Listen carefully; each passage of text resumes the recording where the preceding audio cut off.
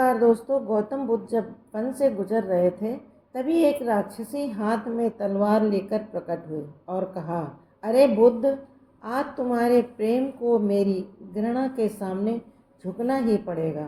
आज तुम्हारे जीवन का अंतिम दिन है। बुद्ध ने मुस्कुराते हुए उत्तर दिया, मैं घृणा, उपहास और द्वेष के आगे नतमस्तक नहीं होऊंगा।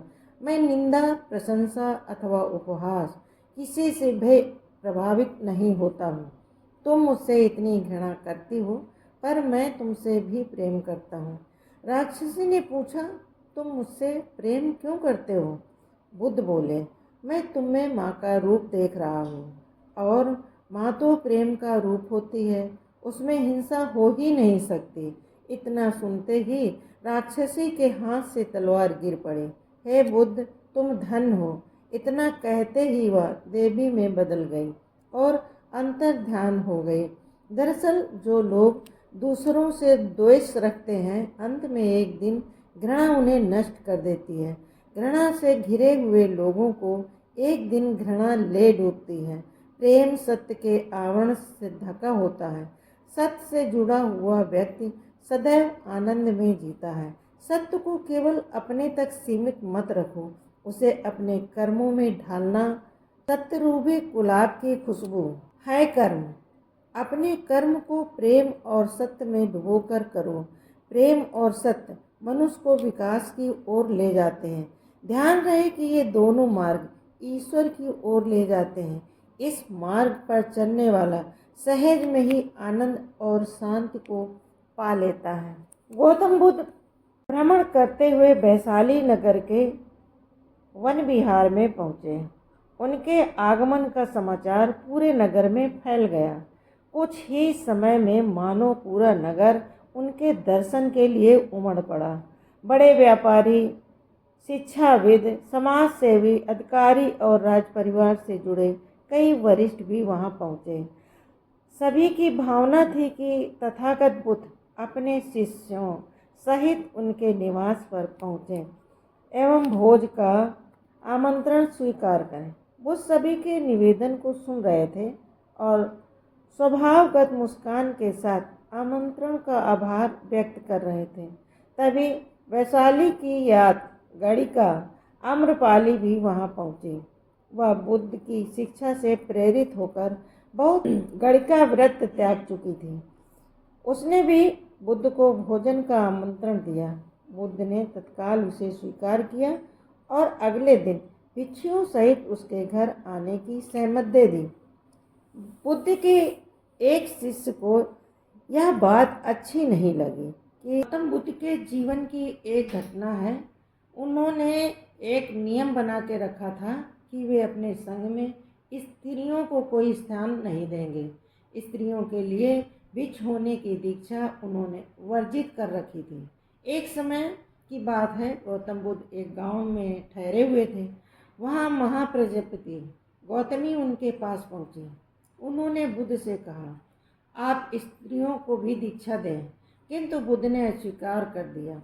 अनेक स्त्रियां इकट्ठा हुईं और उन्होंने विचार किया कि कैसे गौतम बुद्ध से स्वीकृति प्राप्त की जाए। स्त्रियों ने निर्णय लिया कि स्वयं सेविकाएं बनकर गौतम बुद्ध के समक्ष पहुंचा जाए। गौतमी ने अपने बाल काटे, भिक्षु के वस्त्र पहने और अनेक स्त्रियों के साथ बुद्ध के सामने पहुंच गए। उनकी यह मांग थी कि स्त्रियों को भी दीक्षा दी जाए। बुद्ध ने उनकी बात को स्वीकार नहीं किया। स्त्रियां निराश होकर वापस गईं। जब बुद्ध के एक शिष्य आनंद ने स्त्रियों को देखा, उनके पांव सूजे हुए थे, उन पर धूल चढ़ी हुई थी, उनकी आंखों से आंसू बह रहे थे। उन्होंने पूछा, क्या बात है?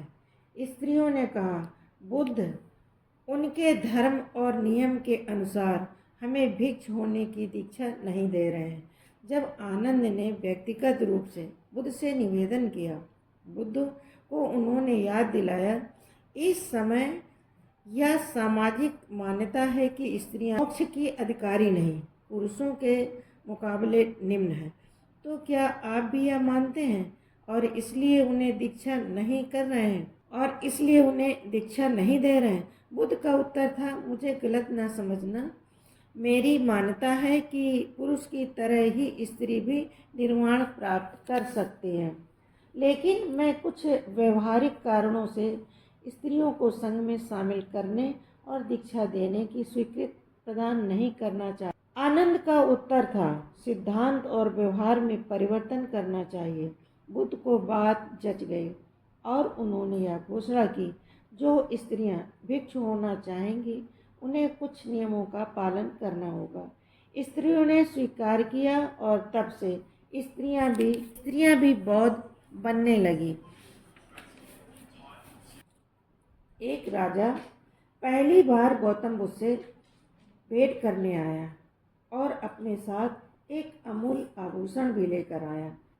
उसने सोचा गौतम बुद्ध अमूल्य भेंट को स्वीकार करेंगे। इस बारे में उसे शंका थी, सो अपने दूसरे हाथ में वह एक सुंदर गुलाब का फूल भी ले आया। उसे लगा बुद्ध इसे अस्वीकार नहीं करेंगे। गौतम बुद्ध से मिलने पर जैसे ही उसने अपने हाथों में रखा रत्न जड़ित आभूषण आगे बढ़ाया तो बुद्ध मुस्कुरा कर बोले, इसे नीचे फेंक दो। राजा को बुरा लगा, फिर भी उसने वह आभूषण फेंक कर दूसरे हाथ में पकड़ा हुआ गुलाब का फूल बुद्ध को अर्पण किया, यह सोचकर कि गुलाब में कुछ आध्यात्मिक कुछ प्राकृतिक सौंदर्य भी शामिल है। बुद्ध इसे भी अस्वीकार नहीं करेंगे। लेकिन फूल देने के लिए राजा ने जैसे ही अपने हाथ को आगे बढ़ाया, बुद्ध ने फिर कहा, इसे नीचे गिरा दो। राजा परेशान हुआ। वह बुद्ध को कुछ देना चाहता था, पर अब उसके पास देने के लिए कुछ भी नहीं बचा था।